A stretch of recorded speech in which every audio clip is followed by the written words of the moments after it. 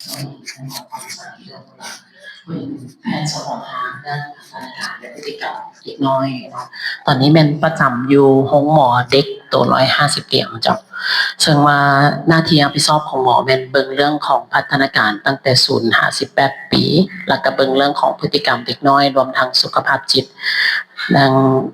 มื้อนี้ถือว่าเป็นมื้อหนึ่งที่ว่าดีใจที่ได้มาให้ความรู้แก่ผู้ปกครองเนาะมันเป็นการไปแชร์กันซื่อๆก็ได้เนาะเพราะว่าหมอเองก็แม่นอยู่ว่าเรียนด้านพัฒนาการมาแต่ว่าบางคนมีลูกหลายคนสิพัฒนาการแฮ่งรู้ดีกว่าหมออีกเพราะว่าบางคนมีลูก 2-3 คนสิอันนี้เฮาแฮ่งรู้ดีก่อนการเรียนรู้ดังนั้นเฮาก็มาเรียนรู้นำกันว่าสิ่งที่เฮาเรียนไปนั่นสิ่งที่เฮาเฮ็ดไปนั่นมันถูกต้องตามหลักการบ่เพราะว่าส่วนหลายแล้วเฮาเลี้ยงลูกเฮาก็เลี้ยงตามประสบการณ์แม่นบ่เฮาก็จะบ่ได้มีหลักการหยังหลายกับชีวิตของเด็กน้อยทั่วไปเนาะดังนั้นเฮาก็จะมาแบ่งกลุ่มอายุก่อนว่าซั่นซะในกลุ่มเด็กน้อยที่ว่าเฮาจะมาเรียนรู้กันมื้อนี้แม่นช่วงหลายแม่นช่วงอนุบาลเนาะคำว่าอนุบาลก็จะแม่นช่วง3-6ปีในวัยของเขาเจ้าเนาะวัยนี้แม่นเป็นวัยหยังสมองเขาเจ้ากำลังพัฒนาวัยนี้เป็นวัยสำคัญที่สุดในการที่ว่าจะกระตุ้นพัฒนาการลูกถ้าเฮาพลาดช่วงวัยนี้นะถือว่าจักเปอร์เซ็นต์ฮู้บ่เกือบ 90%ที่ว่าจะพัฒนาการให้เขาเจ้าได้ไปในทางที่ดีว่าซั่นซะ0-3ปีแรกแม่นแน่นอนวัยทองเขาเอิ้นบ่แม่นวัยทองแบบว่าวัยทองคือผู้ใหญ่เป็นนะคนละวัยทองเนาะอันนี้มันวัยทองของสมองพัฒนาได้ดีเด็กน้อยก็จะมีการเว้าการสื่อสารการโต้ตอบพัฒนาการการยืนการย่างการแล่นอันนี้แม่นพัฒนาการเขาเจ้าเริ่มวิวัฒนาการขึ้นเนาะแล้วก็วัยนี้เป็นวัยสำรวจวัยที่ว่าแบบว่าอยากรู้อยากเห็นอยากลองไปหยิบไปจับแต่ว่าบ่ฮู้อันตรายวัยนี้เขาเจ้าจะฮู้แต่ว่าไปอย่างเดียวค่อยบ่อยากอยู่ใช่นะแล้วก็พื้นฐานบุคลิกเป็นแนวไหนอันนี้แม่นมันเกิดจากการปรับช่วงแรกๆช่วงวัยทมิฬดังนั้นพัฒนาการเนาะเฮาต้องรู้พื้นฐานเนาะ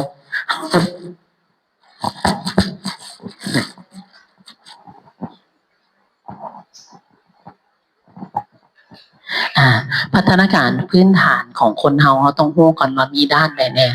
ส่วนหลายเด็กน้อย3-6ปีเฮาต้องเบิ่งด้านอย่างหนึ่งห่างกายเขาเจ้าเป็นเท่าใดวัยนี้มันเขาเจ้ากำลังแล่นกำลังย่างได้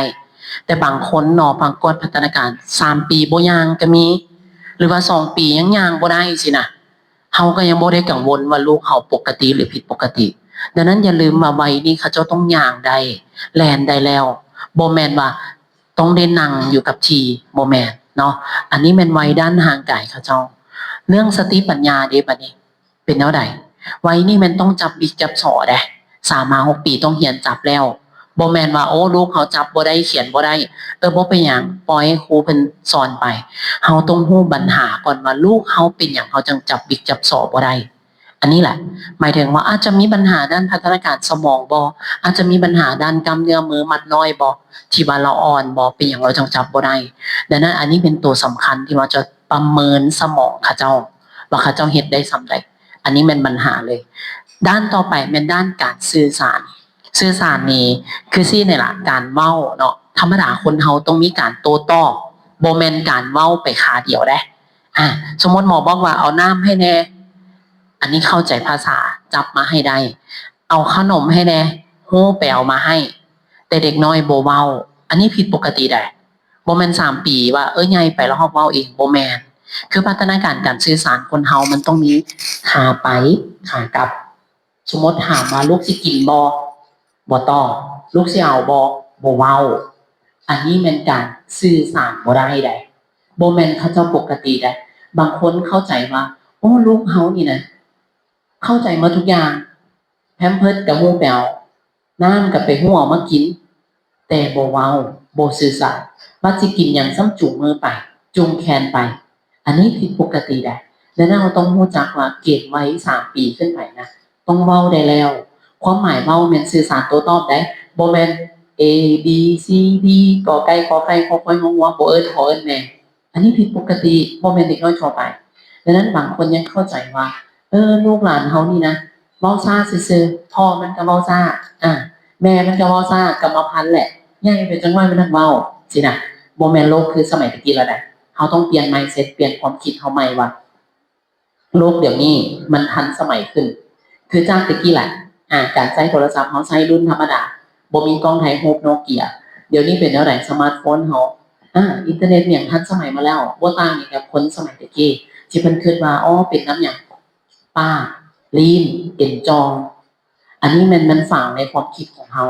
ดังนั้นในเมื่อนี้เขาอยากให้เคลียร์ว่าเด็กน้อยที่เว้าบ่ได้หรือว่าสื่อสารบ่ได้นี่นะบ่ได้เป็นน้ำป้าน้ำลีน ถึงว่ามื้อนี้เฮาบ่มีลูกน้อยหรือมีลูกน้อยหรือมีหลานอยู่บ้านก็ต้องไปสังเกตไปเผยแพร่กันขึ้นใหม่เพราะว่าเฮายังติดความหูหานเพิ่นว่าใหญ่ไปฮักเว้าอีกสองมาลิ้นไก่สั้นนอลิ้นไก่บ่มีอ่ะ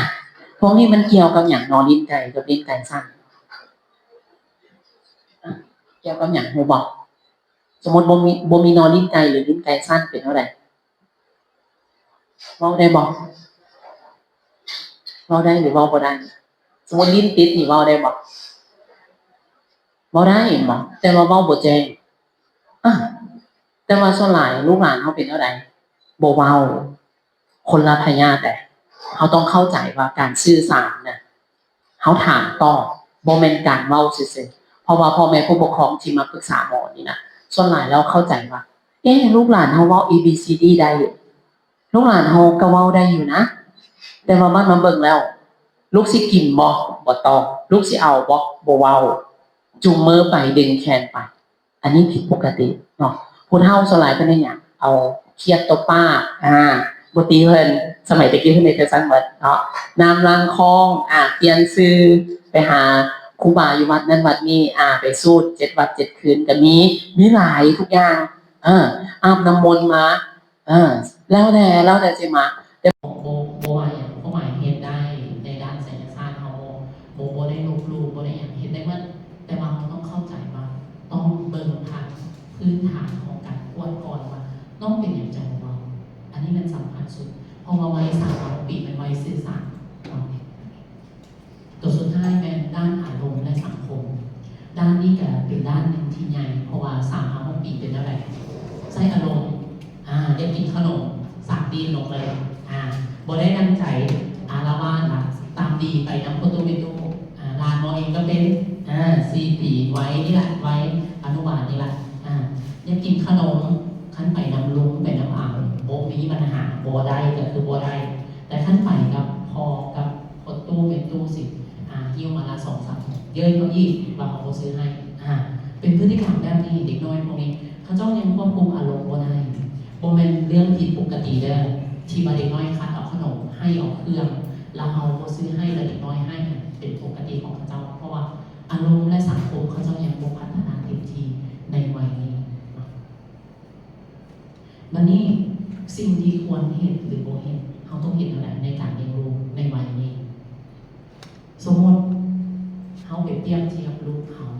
กับลูกคนอื่นคือเขานี่บางเรื่องผู้โตในการเปรียบเทียบเนาะบางครั้งนะเอาง่ายๆสมมติเราเรียนหนังสือบ่ได้หรือเราเห็นบ่ได้ตามเราเอากับเราแหละนี่เบิ่งบักนั้นไหมแล้วยังเรียนได้ตัวให้ได้เห็นบ่ได้ห้ามไปเห็นเปรียบเทียบจังซี่การเรียนรู้ในเด็กน้อยวัยนี่นะเขาต้องให้โอกาสกับเขาบ่เป็นการไปเปรียบเทียบลูกเขากับลูกคนอื่นบ่คือกันบ่ซั่นเฮาเป็นอาชีพเดียวกันเลยบ่ซั่นไผก็เป็นนายครูได้หมดไผก็เป็นหมอได้หมดไผก็เป็นเฮ็ดเวียกห้องการต่างๆได้หมดทุกอย่างดังนั้นพื้นฐานสมองของเราคนละแบบคนละอย่างมีความเก่งแต่ละด้านดังนั้นอย่าไปเปรียบเทียบกันเท่าคนคือการพยายามนะเด็กน้อยพวกนี้เขาเจ้าโมเมนต์ว่ายังเห็นไม่ดีไงเขาสมเสยในสิ่งเขาเจ้าพยายามโมสมเสยที่ผลได้ครับสมมติเขาเจ้าเรียนว่าได้เขาให้เราลองพยายามแล้วก็ปรับใหม่เพื่อให้กำลังใจเราในการที่เราต้องเรียนรู้ถ้าเราไปสมเสยแบบลักษณะแบบเป็นอย่างเรียนว่าได้เทียบเบิ่งกับหมู่ข้างบ้านไหมลูกผู้นั้นเด็กเขาเรียนเก่งๆโมเมนต์ว่าเราสิเป็นปืนให้เรียนให้ได้แหละเราให้มีโปกในใจว่าค่อยบ่ได้ค่อยบ่เก่งพ่อแม่ค่อยให้ซ้ำเกิด